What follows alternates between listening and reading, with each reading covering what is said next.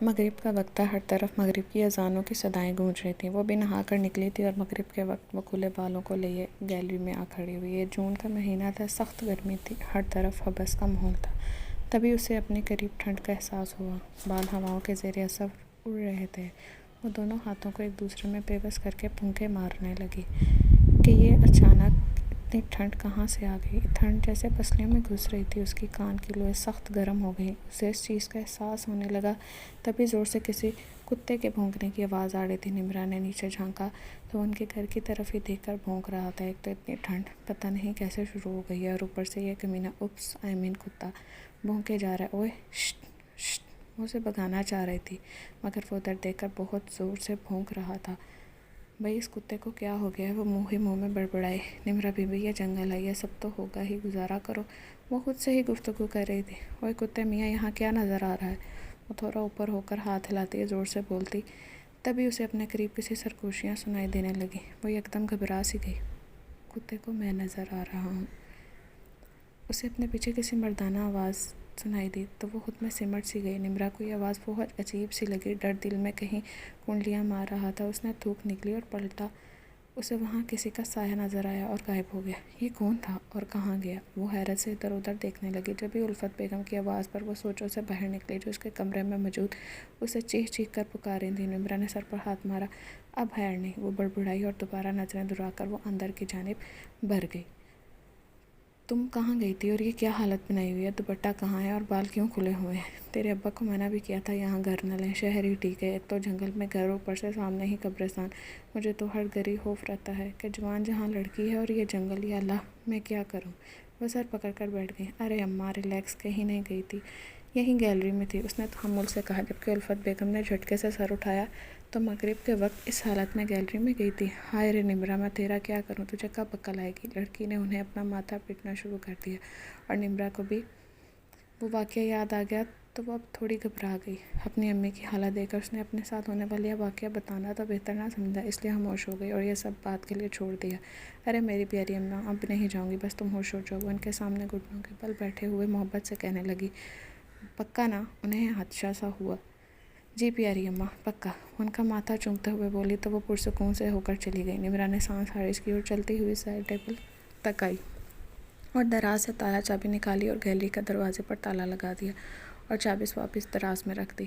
پرسکون ہو کر سو گئی، مگر وہ نہیں جانتی تھی ایک نئی مصیبت اس کی منتظر ہے۔ صبح کا سورج نکلا تو سب بیدار ہو گئے تھے۔ وہ تیار ہو کر نیچے آئی تو نوکرانی ٹیبل پر ناشتہ سجا رہی تھی۔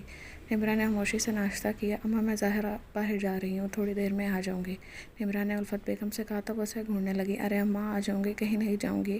وہ انہیں مطمئن کر کے تیزی سے نکل گئی، کہیں اماں روک ہی نہ لیں۔ وہ اپنے DSLR گلے میں لٹکائے جانوروں کی تصویریں بنا رہی تھی۔ اسے وہاں ایک سیاہ رنگ کا بلّا نظر آیا جو درد سے کراہ رہا تھا۔ نمرا کو اسے دیکھ کر افسوس ہوا۔ اس نے پہلے اس کی 2-3 تصویریں نکالیں اور پھر اسے اٹھائے گھر کی جانب روانہ ہو گئی۔ ابھی وہ گھر میں داخل ہی ہوئی تھی کہ سامنے ہی اماں لڑاکا عورتوں کی طرح کمر پر ہاتھ باندھے اس کی منتظر تھیں۔ اس نے نفی میں سر ہلایا اور گھر میں داخل ہوئی۔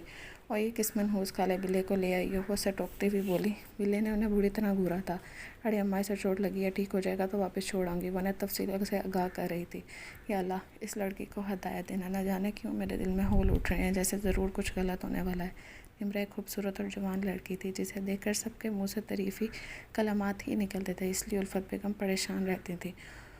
اوپر سے اس کی مشکوک حرکتیں انہیں اور پریشانی میں مبتلا کر دیتی تھیں۔ نمرا کے ابو پولیس میں ہونے کی وجہ سے 2-2 3-3 دن گھر سے باہر ہی رہتے تھے۔ وہ اس بلے کو لیے اپنے کمرے میں چلی گئی اور اس کا بینڈیج کر کے اسے صوفے پر ڈال دیا۔ بس اسے ہی دیکھے جا رہا تھا۔ بلا فوراً اٹھا اور گیلری پر پہنچ کر اچھلنے لگا۔ نمرا نے مسکرا کر اسے دیکھا اور دراز سے چابی نکال کر گیلری کا دروازہ کھول دیا، اور حیرت کی بات، اس کے دروازہ کھلنے کے بعد وہ وہاں سے ہٹ کر اس کے برابر سو گیا۔ اس کی حرکتیں ایسے جیسے کسی انسان کی طرح تھیں۔ وہ ٹھٹک سی گئی، لیکن اپنا وہم سمجھ کر سر جھٹک دیا۔ ایک بلا کیا انسان ہوگا، مگر یہ بلا مجھ سے ڈر کیوں نہیں رہا؟ وہ سوچ میں پڑ گئی تھی، کہیں اماں کا شک صحیح تو نہیں؟ وہ پریشانی سے سوچنے لگی، اسے کچھ سمجھ نہ آ رہا تھا۔ یہ کیا ہو رہا ہے؟ اف، میں کچھ زیادہ ہی سوچ رہی ہوں۔ وہ سر جھٹک کر رہ گئی۔ وہ لاؤنج میں بیٹھی تصویریں دیکھ رہی تھی، تبھی اس کی آنکھیں پھٹی کی پھٹی رہ گئیں اور ہاتھوں میں لرزش پیدا ہو گئی۔ یہ کیسے ہو سکتا ہے؟ وہ لڑکھڑاتی آواز میں بولی۔ دل زور زور سے دھڑکنے لگا تھا، چہرے پر پسینے کی ننھی ننھی بوندیں نمایاں ہونے لگی تھیں۔ سب جانوروں کی تصویریں ٹھیک ٹھاک تھیں، مگر 2 تصویریں تھیں جو بالکل حالی تھیں۔ اس میں کوئی جانور نہ تھا، ایسا کیسے ہو سکتا ہے؟ اس میں اس بلے کی تصویریں نہیں ہیں اور یہ دونوں پکچرز میں تو کوئی اور ہے ہی نہیں۔ وہ تھوک نکلتے ہوئے بولی اور تیزی سے اپنے کمرے کی جانب بڑھنے لگی جہاں وہ بلا گیلری کی دیوار پر مزے سے بیٹھا ہوا تھا اور سامنے پڑا گوشت کا ٹکڑا جاہلوں کی طرح کھا رہا تھا جو کسی انسان نما گوشت کی طرح تھا۔ نمرا کو اس سے خوف آنے لگا تھا۔ بلے کے منہ پر خون لگا ہوا تھا، اس کی بلیاں آنکھیں سرخ ہو رہی تھیں اور پنجے کے نکیلے ناخن بھی سرخ ہو رہے تھے۔ تو ایک فکری بات تھی لیکن اس کا اندازہ بے حد جارحانہ تھا، جیسے کوئی جنگلی کھا رہا ہو۔ نمرا کی تو جان فنا ہونے لگی تھی۔ وہ اپنا وجود گھسیٹتے ہوئے گیلری میں آئی۔ بلے کو جیسے ہی کسی کے آنے کا احساس ہوا اس کی ایک ایک چیز نارمل ہونے لگی تھی۔ گوشت کا ٹکڑا غائب ہو گیا، اس کے پنجوں کا خون آہستہ آہستہ ہٹنا شروع ہو گیا، حالانکہ منہ پر لگا خون بھی صاف ہو گیا۔ جب نمرا نے اس کی آنکھیں دیکھی تو وہ واپس نیلی ہو گئی تھیں۔ نمرا نے اسے فوراً اٹھایا اور تیزی سے کمرے سے نکل گئی۔ وہ 2-3 سیڑھیاں اتر رہی تھی۔ اسے اپنا ہوش نہ تھا، اسے بس اس بلے کو واپس جنگل میں چھوڑنا تھا۔ الفت بیگم اسے پیچھے سے آوازیں دے رہی تھیں مگر ابھی وہ ہوش و حواس میں نہ تھی۔ اس کے ذہن میں وہ منظر تیزی سے گردش کر رہا تھا۔ کسی کی آواز اسے سنائی نہیں دے رہی تھی۔ اس کے سننے، سمجھنے اور اس کی صلاحیت مفلوج ہو چکی تھی۔ اس نے اپنی بھاگتی ٹانگوں کو جنگل میں آ کر ہی بریک لگایا تھا۔ اس نے بلے کو پھینکنے کے انداز میں نیچے رکھا جیسے اس نے ایک زوردار دھاڑ نکالی تھی۔ نمرا سہم کر 2 قدم پیچھے ہٹی اور پلٹ کر بھاگنے لگی۔ بلے کی دھاریں تیز سے تیز ہو رہی تھیں۔ نمرا نے پیچھے مڑ کر نہیں دیکھا۔ اسے لگا اگر اس نے پیچھے پلٹ کر دیکھا تو وہ بلا اسے نہیں چھوڑے گا، وہ شاید اسے مار ڈالے گا۔ اس کی سانسیں پھول رہی تھیں،